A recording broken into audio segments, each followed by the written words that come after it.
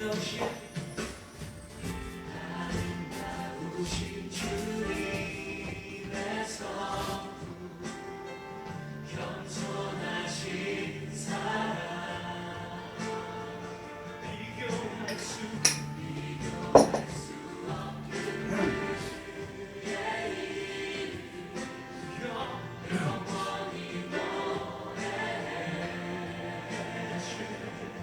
주 얼굴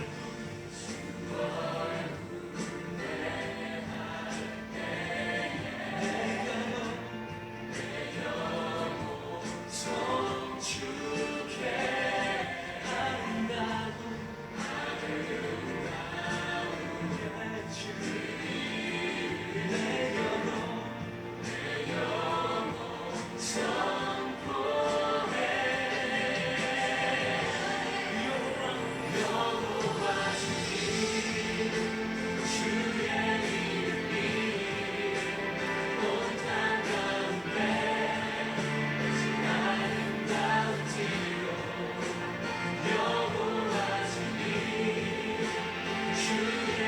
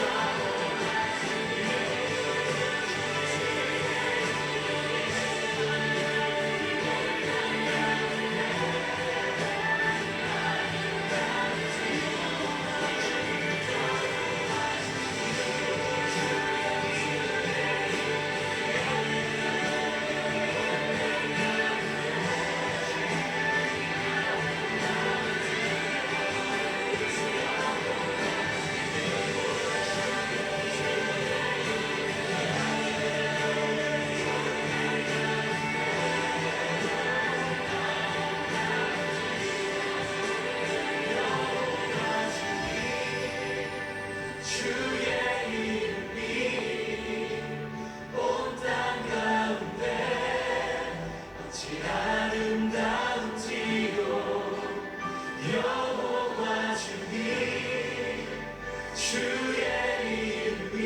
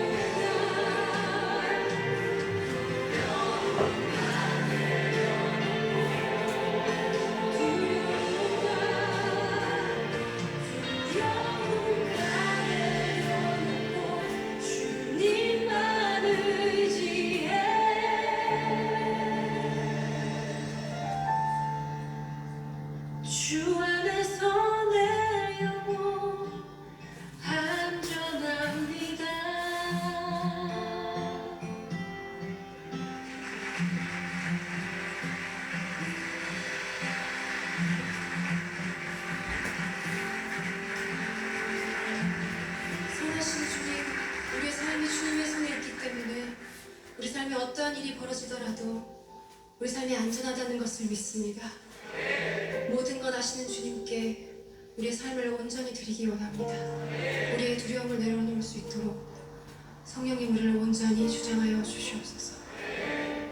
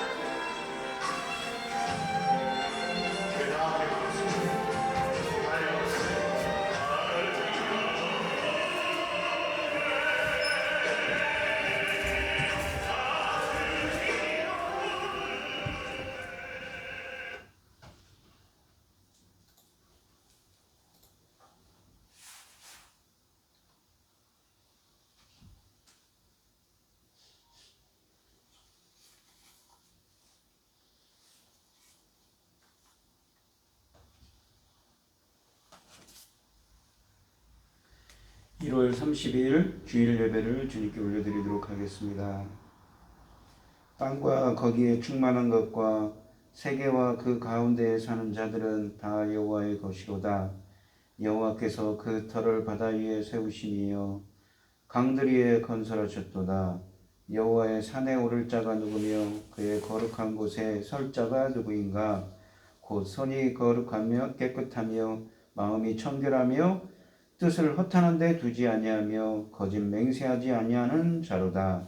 그는 여호와께 복을 받고 구원의 하나님께 의를 얻으리니 이는 하나님 여호와를 찾는 족속이요 야곱의 하나님의 얼굴을 구하는 자로다. 아멘. 저희들을 창사전에 택정하시고 여기까지 인도해 주신 주님 감사합니다. 오늘 거룩한 주일입니다. 저희가 드려지는 예배가 신령과 진정으로 드려지는 예배가 되게 하여 주시옵시고 오늘 이 시간 함께 임재하여 주셔서 주님의 복된 거룩한 주일이 될 수 있도록 예배가 될 수 있도록 주님 인도하여 주시옵소서. 이 모든 말씀 거룩하신 예수님 이름으로 기도합니다. 아멘. 찬송가 3장입니다. 성부 성자와 성령 찬송과 영광 돌려보내세. 태초로 지금까지 또 영원 무궁토록 성삼위께 영광 아멘.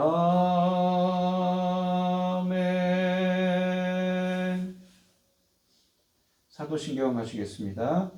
전능하사 천지를 만드신 하나님 아버지를 내가 믿사오며 그 외아들 우리 주 예수 그리스도를 믿사오니 이는 성령으로 잉태하사 동정녀 마리아에게 나시고 본디오 빌라도에게 고난을 받으사 십자가에 못 박혀 죽으시고 장사한 지 사흘 만에 죽은 자 가운데서 다시 살아나시며 하늘에 오르사 전능하신 하나님 우편에 앉아 계시다가 저리로서 산 자와 죽은 자를 심판하러 오시리라. 성령을 믿사오며 거룩한 공회와 성도가 서로 교통하는 것과 죄를 사하여 주시는 것과 몸이 다시 사는 것과 영원히 사는 것을 믿사옵나이다. 아멘. 교동문 3장을 같이 하시겠습니다.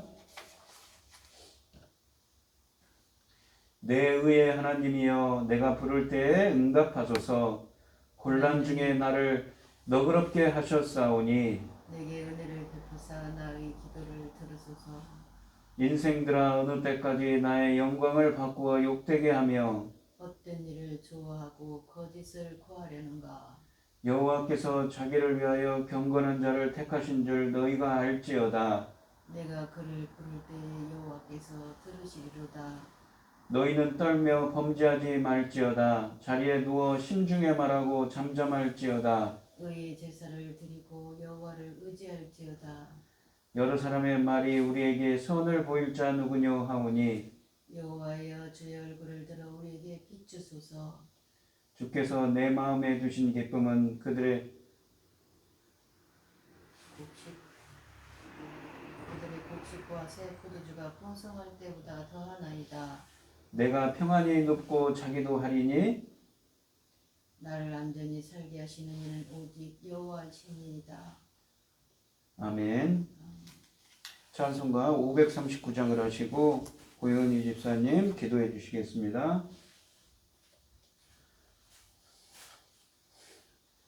너 예수께 조용히 나가 내 모든 짐 내려놓고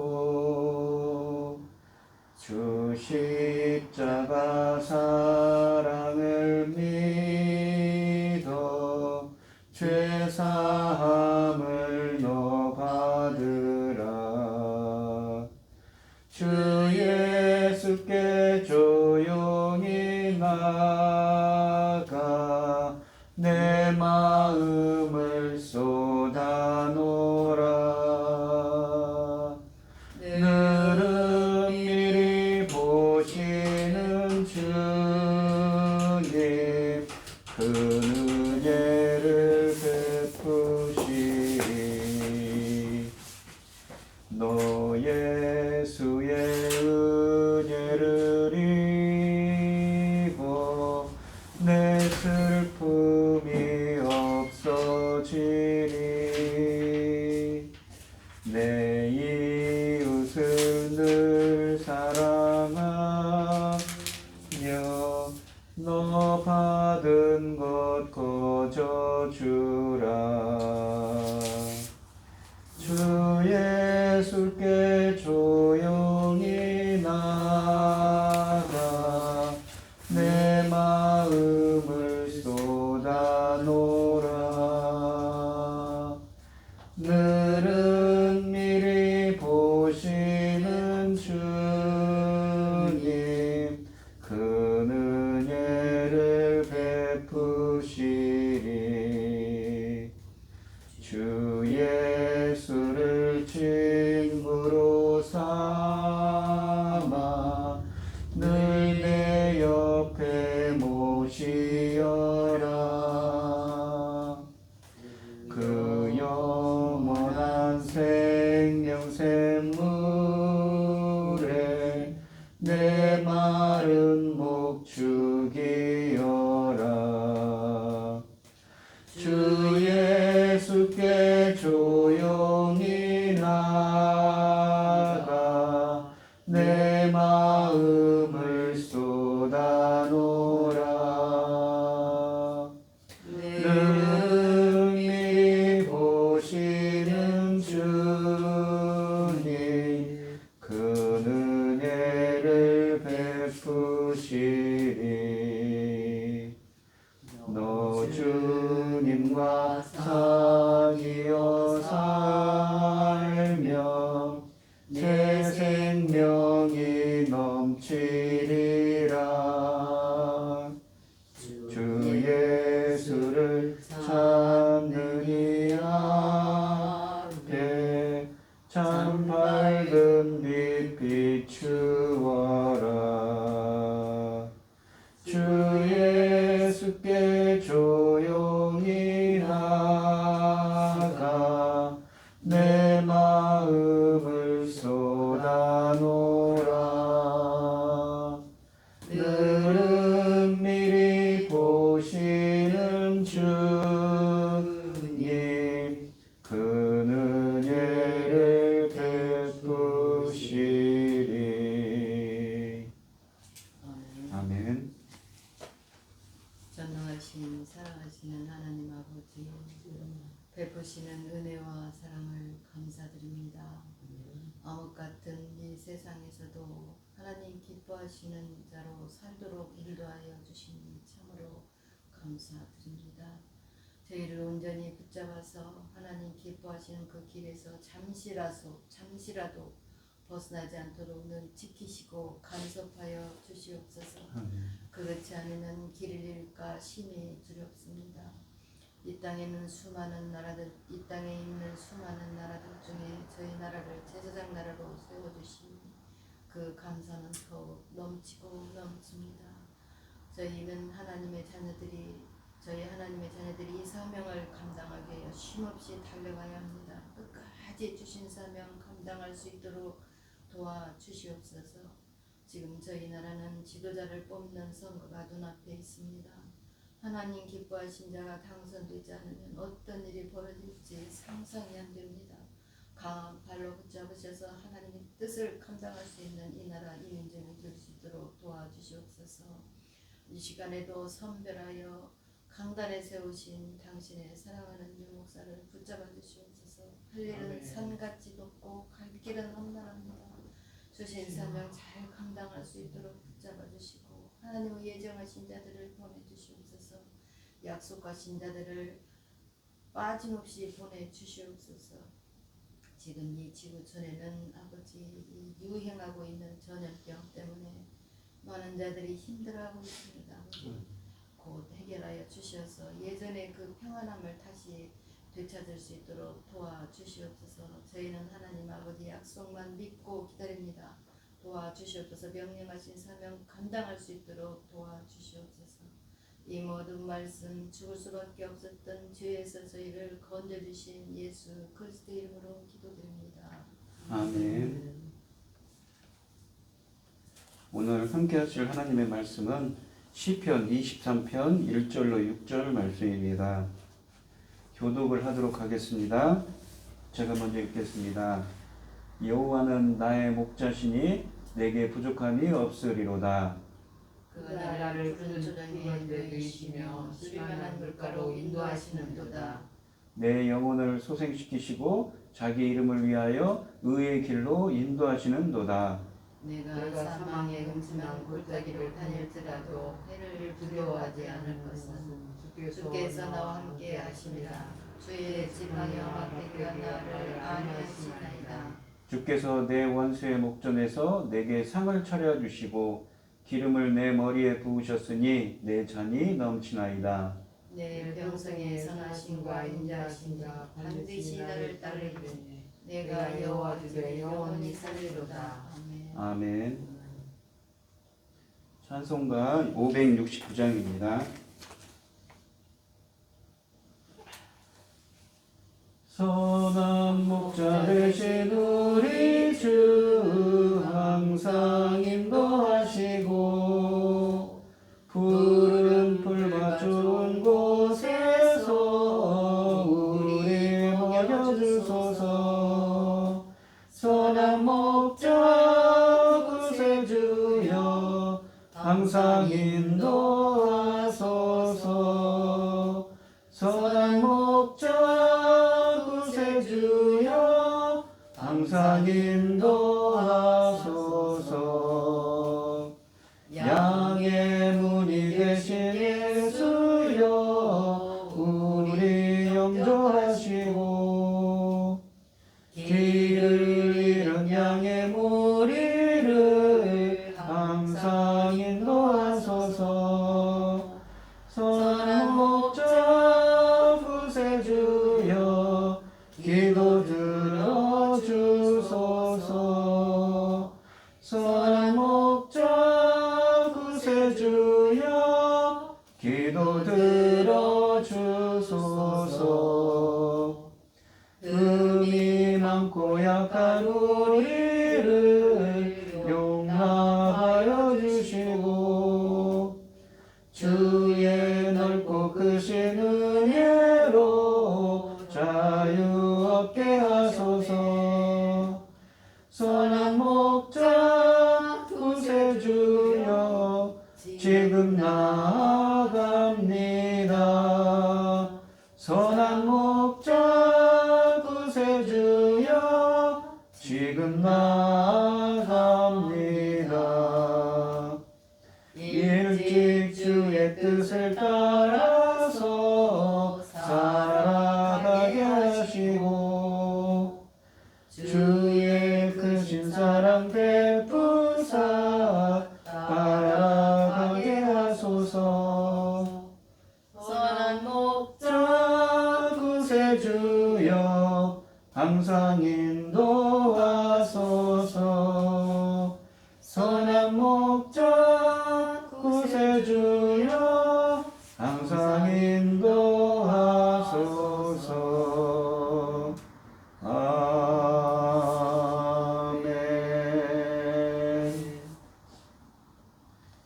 오늘 함께 하실 하나님의 말씀의 제목은 여호와는 나의 목자입니다. 이 시편 23편은 다윗이 쓴 시로 알려져 있습니다. 시인은 자신과 함께하고 자신과 함께 해주셔서 자기를 보호해 주신 주님을 목자로 비유하면서 영원히 주님과 함께하는 동행하는 삶이 되어서 주님을 찬양하고 있습니다.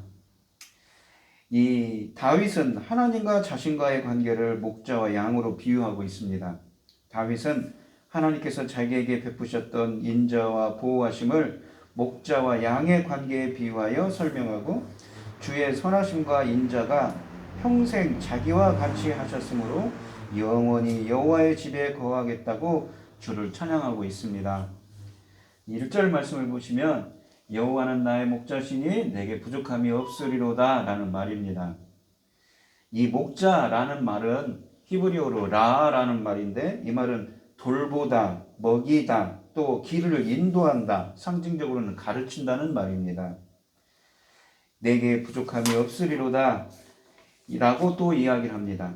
하나님을 목자로 고백하는 것은 하나님을 왕으로 또한 하나님의 통치권을 인정하는 것이지요. 그래서 자신의 삶을 하나님의 다스림 안에 둘 것을 선언하는 행위입니다.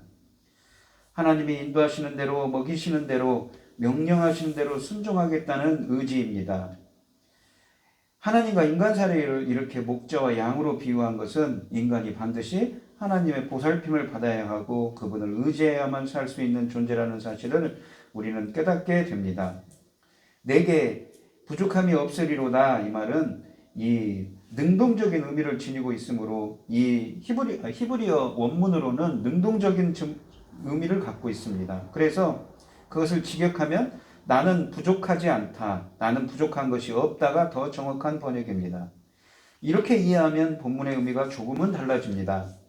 내게 부족함이 없으리로다 라는 말은 목자이신 하나님이 내 삶의 모든 필요를 항상 넘치도록 채워주시기 때문에 어떠한 불편도 겪지 않고 살 수 있다는 뜻입니다. 목자가 다 알아서 채우실 것이며 만일 채워지지 않는다면 그 또한 목자의 기쁜 뜻이 있으므로 나는 오직 목자이신 여호와 한 분만으로 하나님 한 분만으로도 만족한다는 표현인 것이지요. 2절 말씀을 보시면 그는 나를 푸른 풀밭에 누이시며 쉴만한 물가로 인도하시는도다. 하나님은 목자로서 그의 백성을 푸른 풀밭 쉴만한 물가로 인도하신다고 하십니다. 푸른 풀밭이라는 표현은 지금 다윗이 있는 이 팔레스타인 지역, 고대 근동 지역은 특히나 기후가 좀 특이합니다. 이곳은 중부지방에 있는 고원지대는 이렇게 푸른 풀밭이지만 대부분의 지역은 거의 이 황무지나 비슷합니다. 10월부터 이듬해 3월까지만 비가 오는 우기고 나머지 4월부터 9월까지는 거의 비가 내리지 않습니다. 그래서 특이한 기후죠. 그래서 이곳에는 푸른 풀밭이라는 게 사실은 드문 것이지요. 푸른 풀밭이라는 것은 하나님의 은혜를 상징합니다. 우리가 성경에 보시면 이른 비와 늦은 비라는 표현을 씁니다. 왜냐하면 이른 비를 내려주시면 파종을 할 때 싹을 틔우고 늦은 비를 주시면 작물들이 열매를 맺게 되죠. 그것은 하나님의 은혜의 표현인 것입니다. 목자이신 주님께서 양인 나를 푸른 풀밭에 누워주십니다. 이 부드럽고 싱그러운 풀로 덮인 언덕과 들녘의 이미지를 한번 상상해 보십시오. 이것은 성경에서 말하는 하나님의 은혜와 자비를 뜻하는 것이지요. 또한 여기 쉴만한 물가라는 표현이 있습니다. 쉴만한 이라는 말은 메누아라는 히브리어인데 안식과 평온을 의미하는 단어입니다.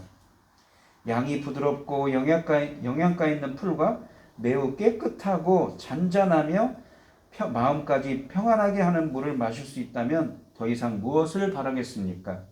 목자를 따르는 양은 무엇을 먹을까, 무엇을 마실까 염려하지 않아도 됩니다. 3절 말씀을 보시면 내 영혼을 소생시키시고 내 자기 이름을 위하여 의의 길로 인도하시는도다. 하나님께서는 이 양의 영혼들, 우리의 영혼들을 소생시킨다고, 회복시킨다고 말씀을 합니다. 우리가 히브리서 9장 27절에 보시면 한 번 죽는 것은 정하신 것이라고 아시죠? 그리고 나서는 죽은 후에는 심판이 있다고 말씀하셨습니다. 모든 사람은 죄 가운데 영혼이 죽을 수밖에 없습니다. 우리가 요한계시록 20장에 보시면 백보자 심판이 나오는데 거기에 보시면 두 번째 사망이 나오지 않습니까? 첫 번째 사망은 우리 인간들이 이 몸과 영혼이 분리되는 육체적인 사망입니다. 하지만 우리 인간들은 죄 때문에 두 번째 사망, 그러니까 영혼이 꺼지지 않는 불못에 들어갈 수밖에 없는 존재였는데 목자이신 주님께서는 양들의 영혼을 회복시킨다는 표현을 쓰고 있는 것이지요. 그리고 자기 이름을 위하여 의의 길로 인도하신다고 하십니다. 인간의 모든 삶의 영역이 궁극적으로는 하나님의 영광을 위해 진행됨을 암시하고 있습니다. 하나님은 자기 이름을 걸고 우리를 인도하십니다. 하나님이 우리를 도우시고 의의 길로 인도하시는 모든 것은 양뿐만 아니라 자기의 이름, 곧 하나님을 위한 것임을 강조하고 있는 표현인 것이지요. 그러면서 의의 길로 인도하신다고 합니다. 의라는 것은 하나님의 속성입니다. 아까 이 선하다, 이 의라는 것은 공정하신 하나님의 속성이죠. 또 그 의의 길은 우리 인간들이 의롭다라는 것은 하나님의 어떤 기준에 부합한다. 하나님께서 기뻐하시는 자들, 하나님께서 인정하신다는 말입니다. 그러니까 주님이 정하신 그리스도의 길로, 여호와의 길로, 하나님의 인생의 길로 우리를 인도하신다고 표현을 합니다. 내가 사망의 음침한 골짜기로 다닐지라도 해를 두려워하지 않을 것은 주께서 나와 함께 하심이라. 주의 지팡이와 막대기가 나를 안위하시나이다. 지팡이와 막대기라는 것은 이 목자가 양들을 이렇게 칠 때, 양들을 다룰 때, 인도할 때 쓰는 도구지요. 마치 목자가 양들을 인도하는 것처럼 우리들을 인도해 주십니다. 우리가 아무리 사망의 음침한 골짜기, 정말 힘들고 어려운 길을 가더라도 주님께서 우리와 함께 하시고 우리를 인도해 주신다는 표현이지요. 다윗은 자신이 어떤 위험 속에서도 두려워하지 않을 이유는 하나님이 함께 하시기 때문이라고 말합니다. 목자가 지팡이와 막대기를 가지고 양들을 인도하며 맹수들에게서 양들을 안전하게 보호하듯이 하나님께서 그 백성을 인도하시고 보호하십니다. 지팡이와 막대기, 이러한 목자들의 기구는 하나님의 보호하심을 상징하고 있습니다. 실제로 성경에 보시면 다윗은 죽을 고비를 여러 번 넘기지 않습니까? 사울 왕이 여러 번 죽이려고 했습니다. 하나님의 보호로 그때마다 위기를 넘겼지요. 하나님은 이처럼 자기 백성을 철저히 보호하시고 인도하시는 목자이시기 때문에 주님의 인도하심을 따라가는 양은 안전합니다. 근데 이 구절이 전제하는 것은 무엇입니까? 주께서 나와 함께 하심이라. 임마누엘의 하나님, 임마누엘의 하나님이신 예수 그리스도의 은혜가 있어야 된다는 것이지요. 우리도 우리 자신의 실수, 못된 습관, 불순종 또는 우리가 잘못된 길로 갈 수가 있더라도 그러한 사망의 음침한 골짜기로 내려갈 수가 있습니다. 그렇더라도 시인은 우리가 그곳에 있다 해도 하나님의 보호와 인도하심을 확신하고 있습니다. 왜냐하면 주님께서 함께 하시기 때문인 것이지요. 이 5절 말씀을 보시면 주께서 내 원수의 목전에서 내게 상을 차려주시고 기름을 내 머리에 부으셨으니 내 잔이 넘치나이다 라고 합니다. 이 4절까지에서 시인은 왕으로 섬기는 하나님이 그를 인도하는 목자로 표현되는 것처럼 이제는 왕이신 하나님이 자기 백성인 시인의 결백함을 증명하기 위해서 그를 위해서 잔치를 베푼다고 말을 합니다. 내 원수들이 보는 앞에서 상을 차려주신 것은 시인을 비방했던 모든 사람이 잘못되었다는 사실을 증명하기 위해서입니다. 하나님께서 시인과 함께 같은 상에 앉으시는 것보다 그를 비방한 자들에게 충격적인 일은 없을 것입니다. 하나님께서 그것을 내가 잘했다고 내 편을 들어주시기 때문인 것이지요. 하나님께서 그들이 비방하고 미워했던 그를 인정하셨다는 점은 그들이 잘못되었다는 것이 아니겠는지요. 또한 기름을 내 머리에 부으셨다라는 것도 연회에서 쓰여지는 표현입니다.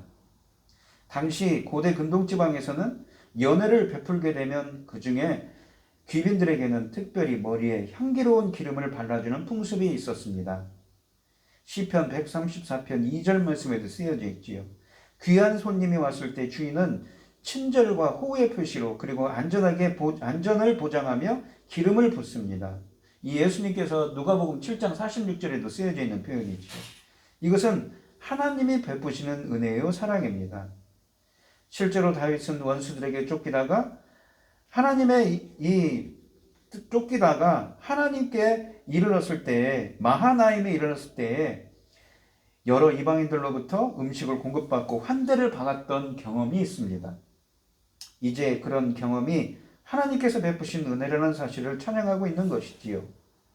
쓰라린 고난과 그로 인한 슬픔이 있을지라도 그 모든 것들을 넘어서서 그의 삶을 잔치상이 펼쳐진 축제의 자리로 변화시키는 분이 하나님이시라는 말씀입니다. 세상은 하나님의 자녀들을 고난 속에 얽매려 하지만 하나님은 하나님의 인재 가운데 평생을 걸어가는 자녀들의 삶을 풍성한 복으로 채워주십니다. 이 6절 말씀을 보시면 내 평생에 선하심과 인자심이 반드시 나를 따르리니 내가 여호와의 집에 영원히 살리로다 라는 말씀입니다. 이 선하심이라는 것은 주님의 속성이죠. 아까도 의라고 표현했는데 그런 것처럼 선하다는 것은 주님의 속성입니다.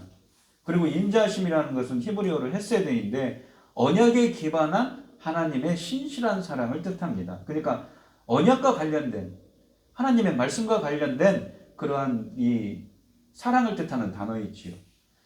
주님의 그 선하심과 그 하나님의 언약에 기반한 신실하신 사랑이 평생에 따릅니다. 그래서 반드시 나를 따르리니 내가 영원히 여호와의 집에 영원히 살리로다 라고 표현을 합니다. 다윗은 언약의 말씀을 반드시 이루시는 선하신 하나님의 신실하심이 자신의 평생에 따른다면 영원히 주님의 집에 살 수 있다고 고백하고 있습니다. 하나님이 채워주심에 감격한 시인은 그의 미래에 대해서 믿고 확신하는 노래를 합니다. 그는 구체적으로 두 가지를 확신하는데 첫째는 주님의 선하심과 인자심이 그와 영원히 함께할 것을 확신합니다.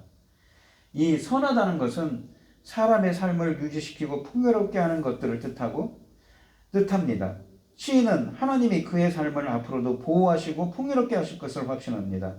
인자하심이라는 것은 아까도 말씀드렸듯이 언약에 기반한 하나님의 신실한 사랑을 뜻합니다. 하나님이 시인을 돌보시는 것이 절대 끊기지 않을 것을 확신하는 단어지요. 그러면서 이 반드시라는 말도 히브리어로 아멘입니다. 진실로. 저자의 이 시인의 흔들리지 않는 확신을 강조하고 있습니다. 그는 이 세상 그 무엇도 이 사실, 하나님이 그와 영원히 함께 하시는 것을 바꿀 수 없다고 고백합니다. 이 따른다 라는 말은 아까 원수들의 표현이 써있죠. 원수들을 잡기 위하여 이 적극적으로 추격하는 뜻을 지니고 있는데 이제 그는 확신합니다. 하나님의 이 선하심과 인자심이 과거의 원수들이 그를 적극적으로 추격해 오던 것처럼 매우 확실하게 또한 끈질기고 꾸준하게 그의 삶을 보호해 주실 것을 확신하고 있는 것이지요. 하나님의 선하심과 인자심이 우리를 놓지 아니하려고 끝까지 추격해 오신다는 그러한 이미지를 담고 있습니다. 얼마나 은혜롭습니까? 나를 놓아주지 않고 주님께서 보호하시기 위해서 그 선하신 하나님의 인자하심이 그 사랑으로 나를 추격해 온다는 의미입니다. 또한 두 번째로는 자신이 여호와의 집에 영원토록 거할 거라고 합니다. 시인은 자신의 삶이 하나님을 경배하는 일에 기초할 뿐만 아니라 예배는 자신의 삶의 중심이 되어야 한다는 확고한 믿음의 소유자입니다. 그러므로 그가 여호와의 집에 영원히 거할 것이라고 하는 말은 예배를 통해 하나님과의 관계를 영원히 지속할 것을 다짐하는 선언이기도 하지요.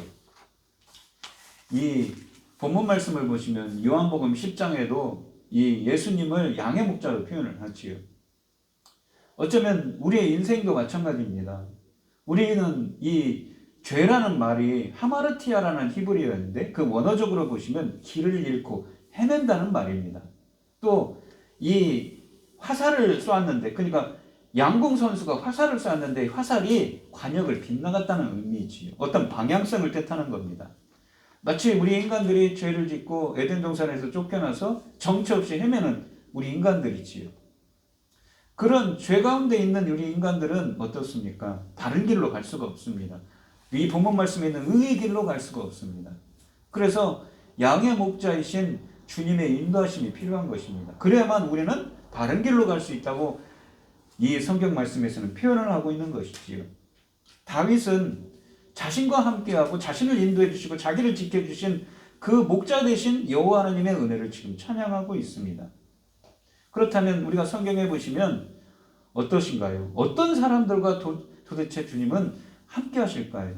성경에는 이러한 사람들과 함께 한다고 성경에는 쓰여져 있습니다. 이 열왕기하 18장에 보시면 히스기야 왕이라는 사람이 나옵니다. 이 사람은 처음에는 상당히 정직한 사람이지요. 나중에는 조금 변질이 되었습니다. 이 히스기야 전임 왕, 아버지가 누구냐면 아하스 왕인데 아하스 왕은 우상 숭배하던 왕입니다. 성전을 걸어 잠그고 우상 숭배를 하던 사람이지요. 근데 이 히스기야 왕은 왕이 딱 되자마자 성전을 열고 성전을 대대적인 성전 청결 작업을 합니다. 종교 개혁을 단행을 하지요. 이 열왕기하 18장 3절부터 7절에 보시면 히스기야가 그의 조상 다윗의 모든 행위와 같이 여호와께서 보시기에 정직하게 행했다고 합니다. 주님이 보실 때 어떻습니까? 정직하다는 거죠. 그가 여러 산당들을 제거하며 주상을 깨뜨리며 아세라 목상을 찍으며 모세가 만들었던 놋뱀을 이스라엘 자손이 이때까지 향하여 분향함으로 그것을 부수고 느후스단이라 일컬었더라. 히스기야가 이스라엘 하나님 여호와를 의지하였는데 그의 전후 유다 여러 왕 중에 그러한 자가 없었으니 곧 그가 여호와께 연합하여 주님과 함께했다는 거죠. 그에게서 떠나지 아니하고 여호와께서 모세에게 명령하신 계명을 지켰더라. 여기 보시면 7절에 보시면 이 가로로 그래서라고 쓰여지는데 히브리어 원문에 보시면 접속사가 들어가 있습니다. 그래서 히스기야 왕은 이렇게 정직하게 하나님의 계명을 지키는 자였습니다. 그래서 여호와께서 그와 함께 하시매 그가 어디로 가든지 형통하였더라. 저가 아스루 왕을 배반하고 섬기지 아니하였고. 주님은 어떤 사람들과 함께 합니까? 히스기야 왕처럼 하나님의 말씀을 지키는 하나님 보시기에 정직한 자들과 함께 하시죠. 임마누엘 하시죠. 또한 이사야서 57장 15절에 보면 이런 말씀이 있습니다. 지극히 존귀하며 영원히 거하시며 거룩하다 이름하는 이가 이와 같이 말씀하시되 내가 높고 거룩한 곳에 있으며. 이사야 선지자를 통해서 누가 말씀하십니까? 바로 주님께서 말씀하시죠. 성삼위 하나님께서 말씀하시는데 뭐라고 하시냐면 통회하고 회개하고 마음이 겸손한 자와 함께 있나니. 마음이 겸손한 자라는 것은 어떻습니까? 이 마음이 낮다, 겸손하다는 것은 우리가 이 히브리어로는 그런 의미인데 이 말이 70인역 성경으로는 푸토코스라는 말로 번역을 했습니다. 그러한 자들과 함께합니다. 이는 겸손한 자의 영을 소생시키며 아까도 그러지 않습니까? 주님께서 회복을 시킵니다. 그들의 영혼을. 통회하는 자의 마음을 소생시키려 함이라. 이 마음이 겸손하다는 말을 유대인들이 이 주전 200년 전에 유대인 학자들이 헬라어로 번역한 70인역 성경에는 푸토코스라는 말로 번역을 했습니다. 이 말이 헬라어 성경, 신약 성경에 어디에 쓰여있냐면 마태복음 5장 3절에 나옵니다. 예수님께서 산상수훈할 때 이런 말씀하시죠. 심령이 가난한 자는 복이 있나니 천국이 그들의 것이며. 마음이 겸손한 자들, 심령이 가난한 자는 푸토코스라고 하는데 이것을 이 헬라어 사전을 보고 직역을 하면 이렇습니다. 영적인 것에 갈급한 자들입니다. 이 사람들은 항상 겸손하게 주님께 기도하고 주님 말씀대로 살려고 하는 사람이지요. 그래서 주님께 뜻을 여쭙니다. 자신의 그런 인생의 길이 어떠한 길로 행해야 되는지 주님께 항상 기도하고 그 길로 가려고 노력하는 사람들인 것이지요. 그래서 항상 말씀을 가까이 하고 지난 주일에 말씀드렸던 것처럼 시편 1편에 있는 인생에는 두 가지 길이 있다고 했지 않습니까? 의인의 길과 악인의 길이에요. 의인은 항상 주님의 그 율법책, 하나님의 말씀을 읊조린다고 하지 않습니까? 바로 이러한 겸손한 자지요. 그러한 자들과 주님은 함께 한다는 것입니다. 또한 이런 표현도 있습니다. 예수님께서 이런 표현을 쓰죠. 내 백성 이스라엘의 목자가 되리라. 그러니까 이것은 구약 성경을 인용한 말인데 하반절에 보면 마태복음 2장 6절 하반절에 보시면 내 백성 이스라엘이죠. 여기서는 신약 성경이니까 영적 이스라엘이라고 표현을 해야 됩니다. 제가 이 수요일 날 설교 때 로마서 2장 말씀을 했는데 거기에 보시면 감추어진 유대인이 진짜 유대인이 누구입니까? 마음의 할례를 받은 유대인이죠. 영적 이스라엘인 하나님의 백성들은 누구입니까? 백성들의 목자가 된다고 합니다. 주님은 자기 백성들, 자기 하나님의 백성들의 목자가 되리십니다. 근데 이 하나님의 백성이라는 표현이 상당히 중요한데 여기 보시면 이 언약 백성들을 뜻하는 말입니다. 오늘 본문 말씀해 보시면 인자하심이라는 표현을 썼지요. 인자하심이 무엇이라고요? 헤세드입니다. 주의 선하심과 인자하심이 영원히 함께한다고 했는데 이 인자하심이라는 말이 언약에 기반한 하나님의 신실한 사랑입니다. 하나님은 그 언약을 맺으시고 그것을 신실하게 반드시 이루시는 그 언약의 하나님이라는 것이지요. 근데 그 언약을 맺은 백성들을 그냥 언약에 있는 안에 있는 백성들의 목자가 되셔서 주님은 뭐라고 하십니까? 오늘 본문 말씀에 있는 시편 23편처럼 그들의 그 백성들의 목자가 되시고 그들을 인도하신다는 것이지요. 자, 성경에 보시면 이런 표현이 있습니다. 예레미야서 11장 4절에 보면 예레미야 선지자니까 이제 이스라엘이 멸망할 때지요. 멸망하기 직전이지요. 근데 지난 날을 회고하면서 이런 말을 합니다. 이 언약은 뭐냐면 옛 언약입니다. 구약입니다. 내가 너희 조상들을 쇠풀무 애굽 땅에서 이끌어내던 날에 그들에게 명령한 것이라. 이 어떤 명령을 주셨습니까? 출애굽기 19장부터 24장에 보면 옛 언약, 시내산 언약을 맺습니다. 그들이 출애굽을 하고 약 3개월이 지났습니다. 가서 어떤 언약을 맺습니까?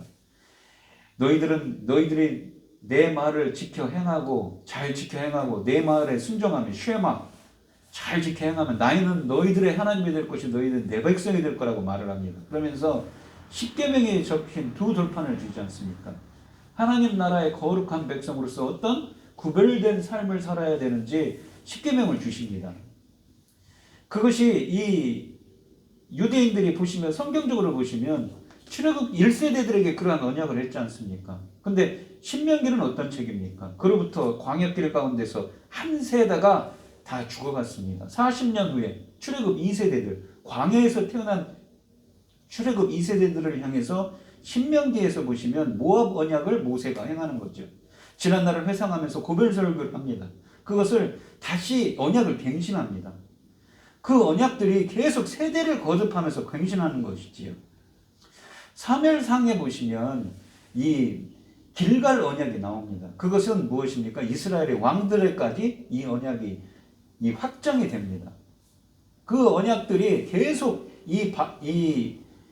갱신이 되어서 나중에 제가 이제 이 느헤미야 설교를 하고 있는데 느헤미야에서에 보면 언약 갱신하는 의식들이 나옵니다. 그 포로에서 돌아온 사람들이 그 수백 년 후에 그 언약을 다시 갱신합니다. 다시 한번 그 언약 백성으로서 구별된 삶을 살겠다고 다짐을 하는 것이지요. 근데 그 언약입니다. 근데 그들에게 곧 내가 이르기를 너희는 내 백성을 순종하고 나는 너희의 명령을 따라 행하라. 하나님 순종하다 이게 쉐마입니다. 그럼 하나님의 명령을 따라 행하다. 정직하게 행하라는 거죠. 그리하면 너희는 내 백성이 되고 나는 너희의 하나님이 될 것이다. 그러니까 하나님과의 관계가 이렇게 멀어졌습니다. 죄 때문에. 근데 그 관계를 다시 회복하는 거죠. 이 언약을 통해서 말입니다. 근데 그 언약을 회복한 이런 백성들에게 이 오늘 시편 23편에 있는 말씀처럼 주님은 목자가 되셔서 그들을 인도하시고 어떠한 어려움이 있더라도 지켜주신다는 표현입니다. 근데 성경을 보시면 이스라엘 백성들이 그렇게 잘 행했습니까? 그러지 않았지요. 들으라, 순종하라, 끊임없이 말해도 듣지 않았습니다. 그래서 이 예레미야서 31장에 보시면 이 예레미야 선지자가 그래서 눈물의 선지자 아닙니까? 예레미야서 31장 33절에 보시면 새 언약에 대한 말씀을 드립니다. 뭐라고 하냐면 그러나 그날 후에 내가 이스라엘 집과 맺을 언약은 이러하니 언약을 또 맺는다고 합니다. 곧 내가 나의 법을 그들 속에 두며 법이라는 건 이 토라 그러니까 율법입니다. 하나님의 말씀이죠. 그들 속에 두며 그들 마음에 기록한다고 합니다. 이 말을 헬라어로 번역하면 그라프라는 헬라어 70인용으로 번역을 했습니다. 마음속에 아예 그냥 하나님의 말씀을 들으라 했지만 순종하라 했지만 안 지키니까 강권적으로 하나님의 그 율법 이 하나님의 말씀을 그들 속에 두고 그들 마음에 기록해버려요. 누가요? 주님께서 하시는 강권적인 역사죠. 나는 그들의 하나님이 되고 그들은 내 백성이 될 것이라 여호와의 말씀이니라. 여러분 이 로마서 설교할 때 이런 표현을 썼습니다. 로마서 3장 28절에 보면 사람이 의롭게 되는 것은 무엇이라고 했습니까? 인간의 행위가 아니라 믿음으로 된다고 했죠. 근데 여기 로마서 2장 13절에는 하나님 앞에서는 율법을 듣는 자가 의인이 아니요 율법을 행하는 자라야 의롭다 하심을 얻는다고 했습니다. 포이에테스입니다. 이 포이에테스라는 것은 이 창조할 때 주님이 창조하다는 말입니다. 율법 없는 이방인이 본성으로 율법의 일을 행할 때는 그 사람이 율법이 없어도 자기에게 율법이 되나니 이러한 사람들은 뭡니까? 하반절에 보시면 마음의 세계는 율법의 행위를 나타내느니라. 아까 예레미야서 31장 33절 말씀에 있는 것처럼 율법에 새겼다고 그려포라는 표현을 쓰죠. 그리고 율법, 토라라는 표현을 씁니다. 그래서 곧 나의 복음에 이른 바와 같이 하나님이 예수 그리스도로 말미암아 사람들의 은밀한 것을 심판하는 그들이라. 이것도 하나님께서 심판이 임한 겁니다.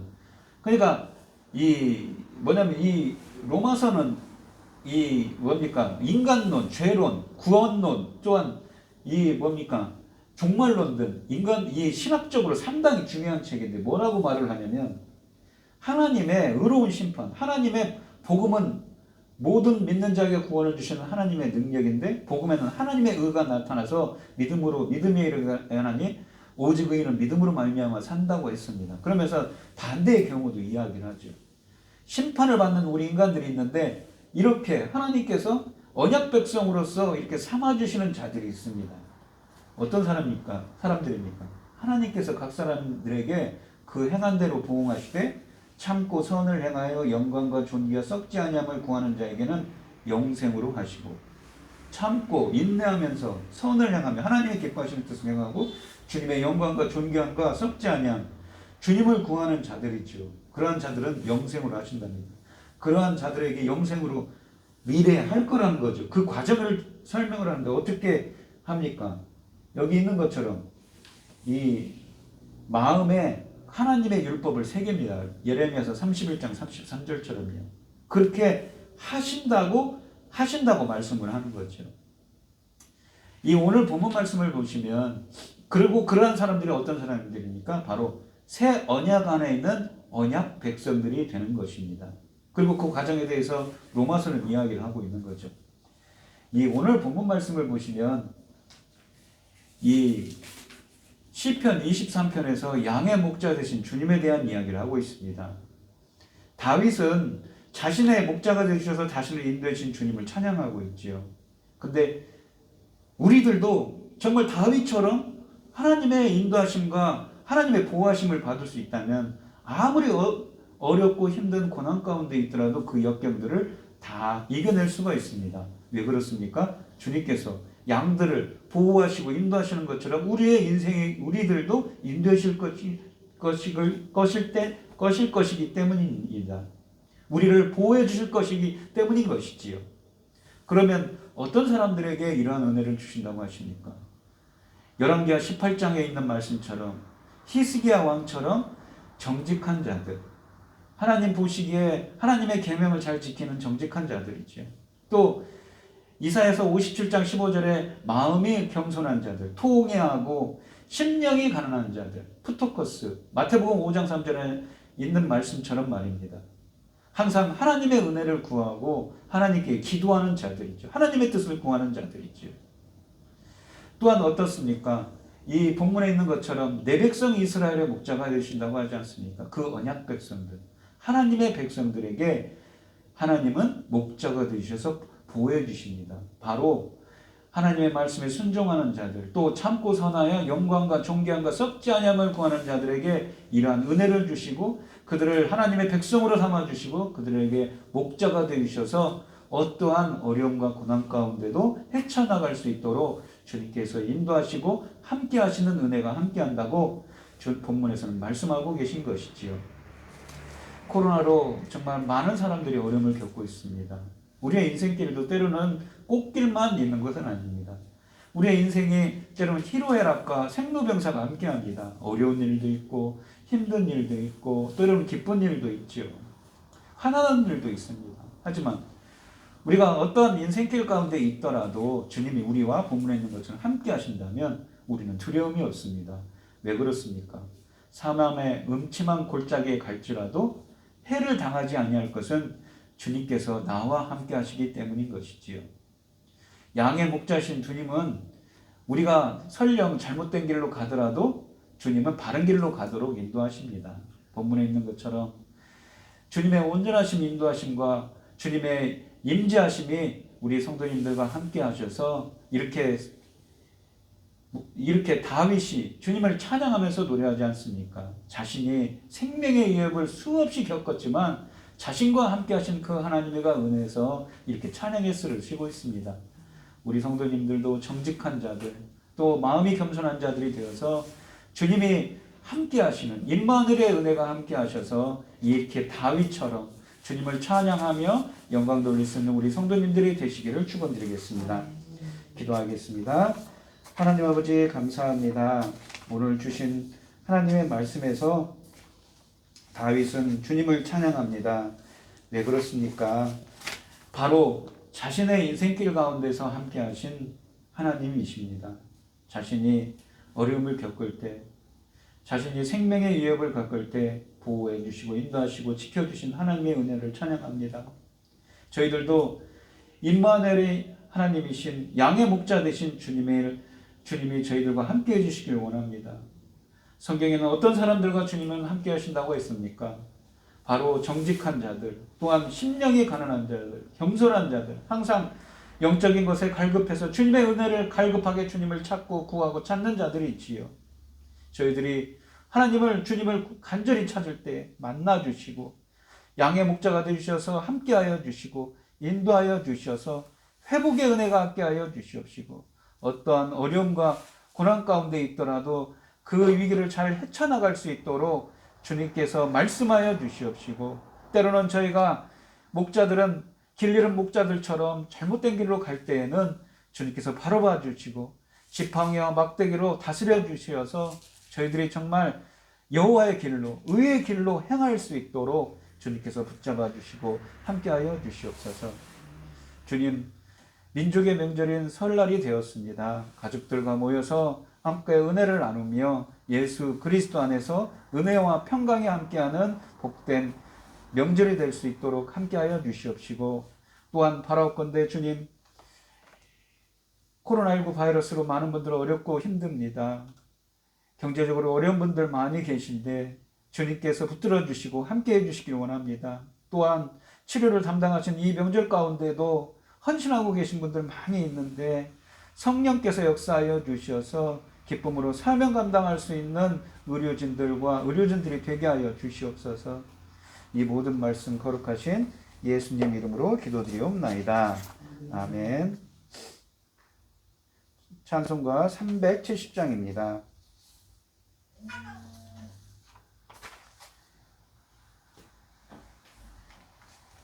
주 안에 있는 나에게 단 근심이 있으랴 십자가 밑에 나가 내 짐을 풀었네. 주님을 찬송하면서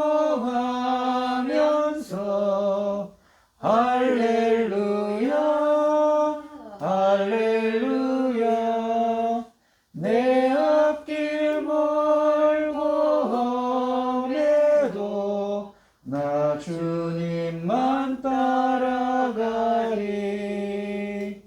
그 두려움이 변하여 내 기도 되었고 전날의 한숨 변하여 내 노래 되었네. 주님을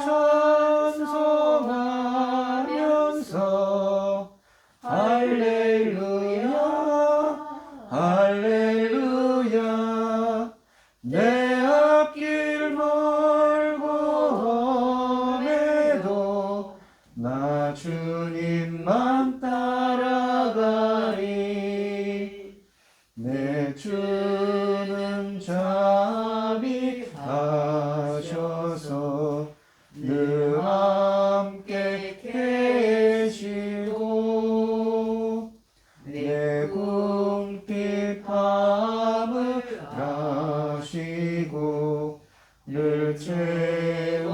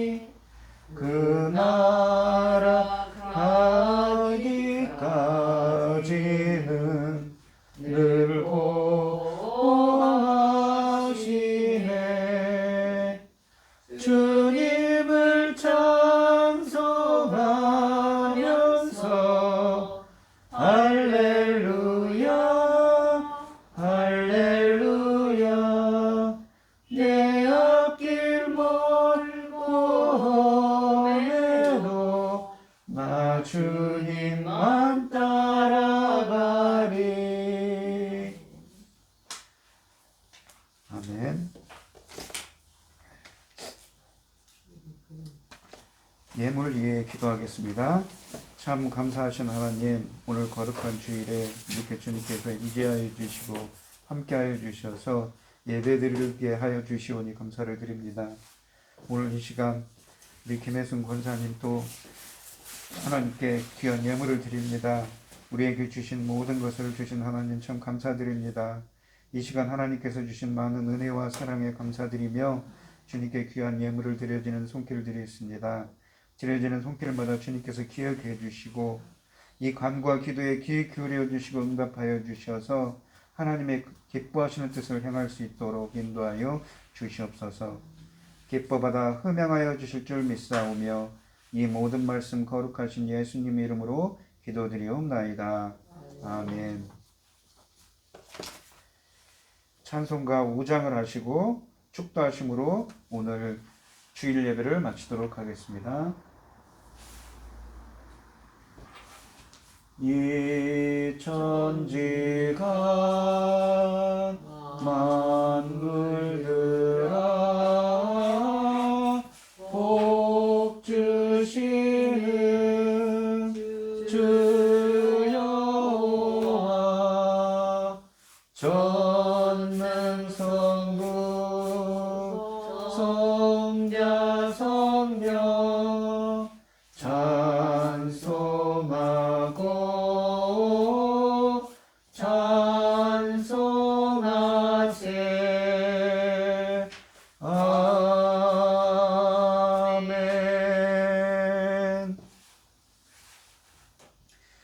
이제는 주 예수 그리스도의 은혜와 하나님의 극진하신 사랑과 성령의 교통하심이 양의 목자이신 예수 그리스도의 인도하심을 소원하는 성도들 머리머리 위에 이제로부터 영원히 함께 있을지어다. 아멘.